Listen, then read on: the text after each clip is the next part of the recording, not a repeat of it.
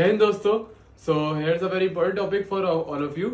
So part 18 of Indian Constitution consists of emergency provisions. तो आज एक इमरजेंसी के बारे में पढ़ेंगे जो आर्टिकल 352 के अंदर आती है, वो है नेशनल इमरजेंसी।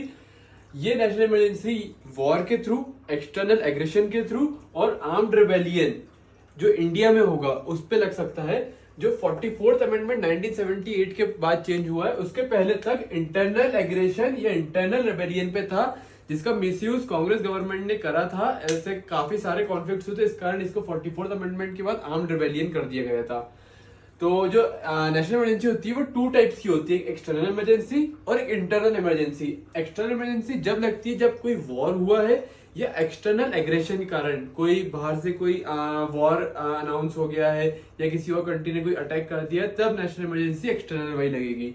और जब इंटरनल इमरजेंसी से आर्म्ड रिबेलियन जैसे सिविल वॉर टाइप की सिचुएशंस क्रिएट हुए हैं या कोई नेक्सलाइट वॉर हो जाए जिससे प्रॉब्लम आए कॉन्स्टिट्यूशन में, तो इंटरनल इमरजेंसी लगी जाएगी। और जो 42nd अमेंडमेंट एक्ट जो जिसको मिनी कॉन्स्टिट्यूशन भी बोला जाता है 1976, उसके बाद ये भी इस पे ला चुका है कि जो नेशनल इमरजेंसी कुछ स्पेसिफिक पार्ट्स पे भी लग सकती है, ऐसा नहीं है कि पूरे इंडिया पे ही लगी जाएगी है। तो इसको जब भी लगाना है तो प्रेसिडेंट ही लगा सकता है, recommendation of PM and cabinet, एक नहीं दोनों के रिकमेंडेशन लगेगी इसमें। जैसे 1970 में जब इंदिरा गांधी गवर्नमेंट थी तो उन्होंने सिर्फ अपने रिकमेंडेशन से नेशनल इमरजेंसी लगा दी थी, कैबिनेट की उसमें रिकमेंडेशन नहीं ली गई थी।